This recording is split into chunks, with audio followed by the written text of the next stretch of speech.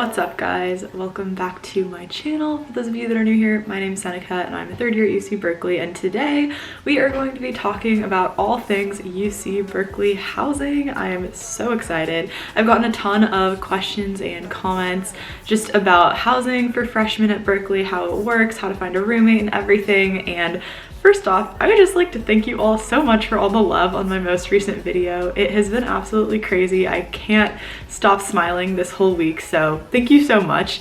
And I just thought that to make a video about it would probably be the easiest way to address all of those concerns and kind of explain my experience with Berkeley housing and all of that. Don't forget to like this video if you want to see more like this. I'm planning on posting a ton during this admission season to kind of share my experience at Berkeley and all of the really cool things that I've gotten to do here. Also subscribe for even more fun. And go follow me on Instagram. I'm really making an effort to try and post more on there about just like casual stuff, daily life, and all of that.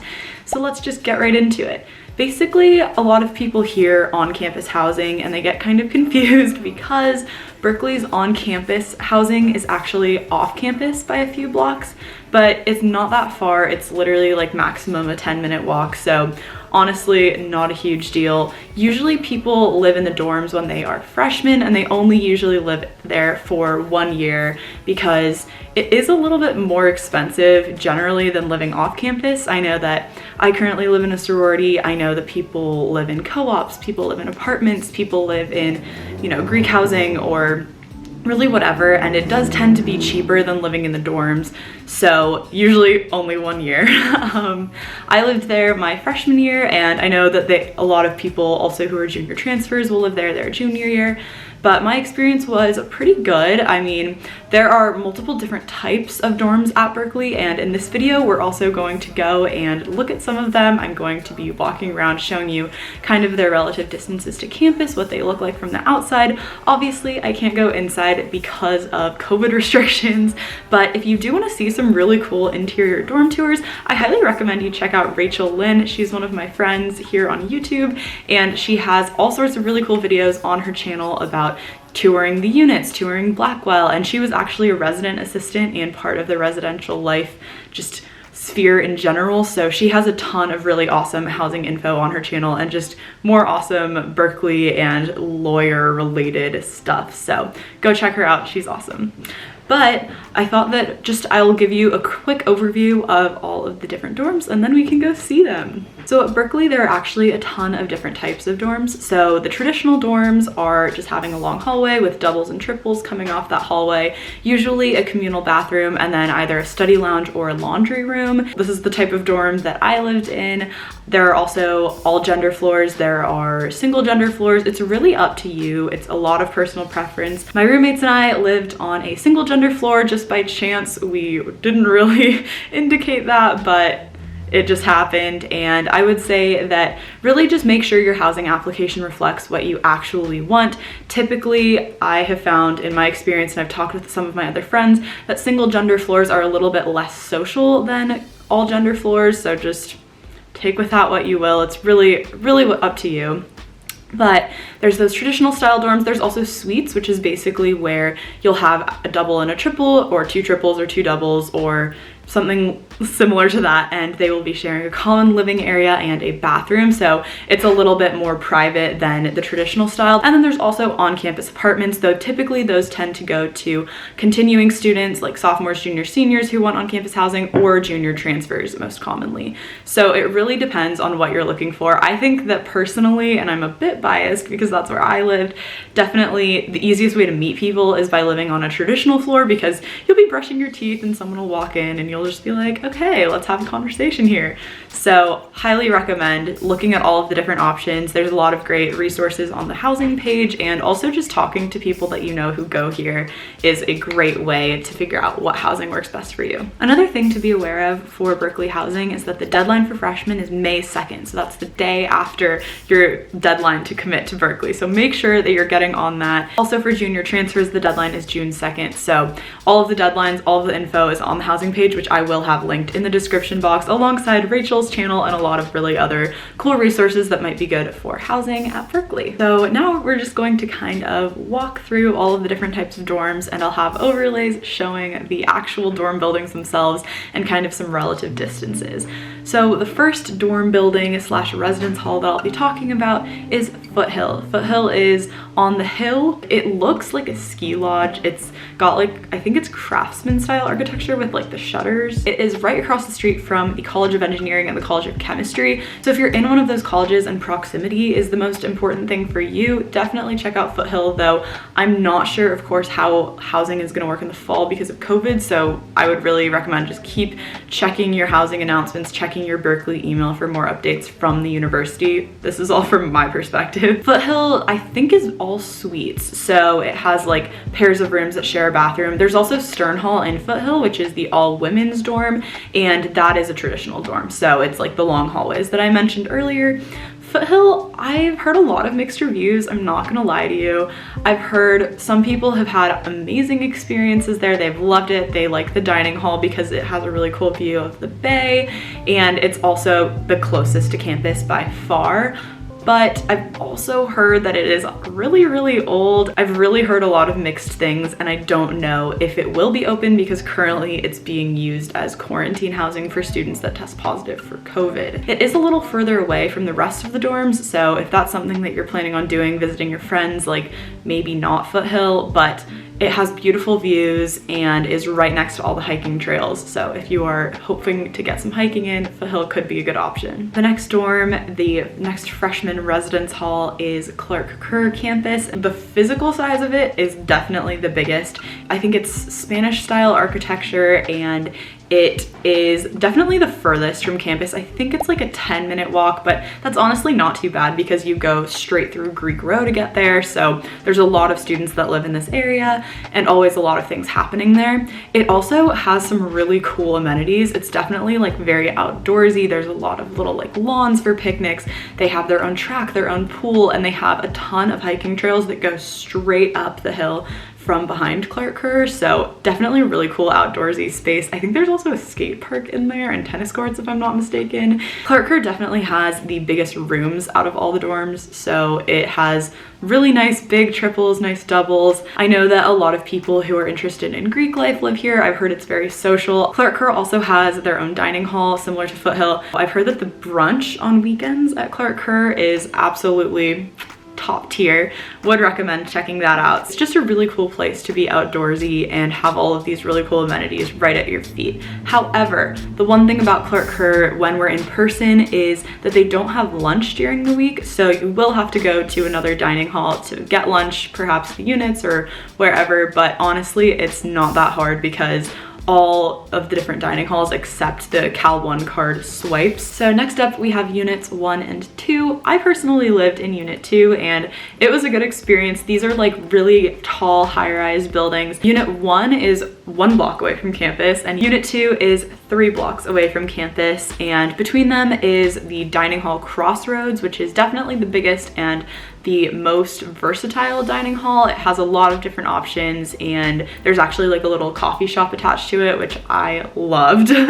So unit 1 and 2 have a bit smaller rooms than Kerr. Usually it's mostly doubles and triples in the traditional residence halls, and there's also some apartments and some mini suites in each of those that generally I think junior transfers and continuing students live in, though some freshmen do live in the mini suites. The actual atmosphere of the units is generally very social because of just the layout of the buildings. I always had a ton of people like just wandering around the building, you know, hanging out with friends. And while I think my floor was a little less social, a lot of the other floors were always popping off and doing things. I don't know how it's gonna work with COVID again, but generally it is doubles and triples. I lived in a triple, lots of people live in a triple, and it's honestly not that bad. There's a ton of storage in the room and you kind of get used to it. It's kind of part of the fun and the character building of being in college. But if you want a double, that's totally a thing as well. One of the biggest perks of living in the units that I didn't know about when I first came to Berkeley was that there's these academic centers in the underground area in the courtyards, and actual classes will have their review sessions in these academic centers. So for the introductory chemistry class, Chem 1A, we had our review sessions like literally 50 feet away from my room. So that was really convenient when I was, you know, working on stuff in my room, and then I would be like, oh, we have a midterm, let me run down there and go to the review session. So it's really helpful. I think that also the units have some music practice rooms and like a tiny little gym, though honestly, the gym in the units is like a treadmill, an elliptical, and like one single weight. So usually I would just go to like the recreational sports facility or any of the other gyms on campus. I highly recommend the units. I think that they're a great place. And finally, we have Unit 3 and Blackwell. So these are a few blocks down from Units 1 and 2. Unit 3 is pretty old. It's very similar to Unit 1 and 2, exactly the same layout. It's just a little bit older, and I've had a lot of friends who live here who've had great experiences. They've really enjoyed it. It's a very social atmosphere, but it is definitely like there is some wear and tear in the building itself that I've heard. I haven't actually been into them. There's also a giant dining hall in the middle of Unit 3 called Cafe 3, and it used to be, I think, all vegetarian. Now there's a lot of different options at all the dining halls, whether you are vegetarian or you keep kosher or halal or like vegan, so many different things, so you can always find stuff. But the dining hall is definitely like more funky. It kind of looks like it was decorated in the 70s, and it probably was. And then Blackwell is the newest dorm building. It's right across the street from Unit 3, and it is beautiful. It was built when I was a freshman, and it is literally like a hotel. It's all singles and doubles, and it has this insane gym in the bottom of it that rivals the RSF itself. I joke you not. It has these giant study lounges that have like huge floor to ceiling windows that face the bay, so really pretty. And I've heard a lot of people just love living there. They feel like it's a hotel, and it's just a really cool building. It's also right across the street from campus and really, really close to the recreational sports facility, which is the on-campus gym, as I've mentioned. So definitely a great place to go if you want to be close to campus. So that's kind of all of the dorms. Speaking generally about like the distances from the different dorms to campus and how it would work if you're in different colleges. Basically, College of Letters and Science, which is my home college and the biggest college, is kind of all over the place. It's like got a central building, but really your classes are not going to be all concentrated in one location. It's going to totally vary depending on your major. So I would say any of the dorms would be the best, because you're going to be going to all different parts of campus. And generally for freshmen, you are taking more breadth classes in any college, so you're not going to have all your classes be in one location. For chemistry and engineering, as I mentioned before, they do have very central located buildings, so they're definitely going to be closest to Foothill, but I had friends who lived in all of the different dorms in both chemistry and engineering, so it really just depends on the vibe that you're looking for. The College of Natural Resources does have a like central location in the corner of campus, but a lot of my friends had classes all over the place when they were freshmen in the College of Natural Resources. So again, even though Unit 3 and Blackwell would be the closest dorms for the College of Natural Resources, I think that it really just the vibe. And then finally, the College of Environmental Design has one central building, and I think that Units 1 and 2 and Clark Kerr are definitely the closest to that. In short, to really explain that, a long ramble, no matter where you live, you will be close within like 15 minutes of your college and your classes.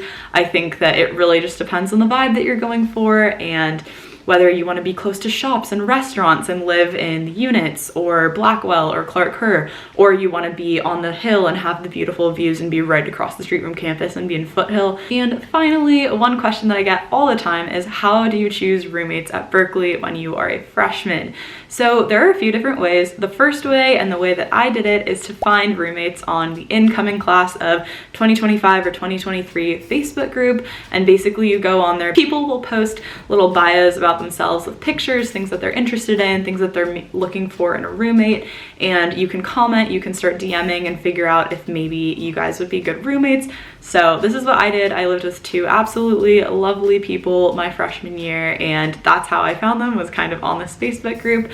But if you're hoping to, you know, shake things up a little bit, maybe meet some new people by living with them, you can always go random. And so on the housing application, there's a questionnaire that you fill out and you say what time you like to go to bed, how clean you like your room, and all sorts of that stuff. And then the university housing services will match you with roommates, or a roommate if you're in a double. I've known people who have had fantastic experiences with this. I also know people who've gotten along fantastically with one of their roommates, and then the other one, maybe they're just like good roommates, but not the best of friends. So it really just depends on what you want to do. If you want to go random and meet new people, if you want to find people ahead of time, I think either way is really great. Another thing is you don't have to be like best friends with your roommates. Sometimes it is enough to just live well with each other and, you know, to be friends, but to have really close friends in other realms of life. So again, it just really depends on what you're looking for and what you're hoping to get out of it. So I hope that this kind of helped shed some light on the different freshman housing options at UC Berkeley. And please let me know if you have absolutely any questions in the comments down below. You can also DM me on Instagram, which I'll have right here again. Thank you so much for watching. Don't forget to like, comment, and subscribe. You can also ring the bell to get notified every single time that I post. I will see you in my next video. Bye.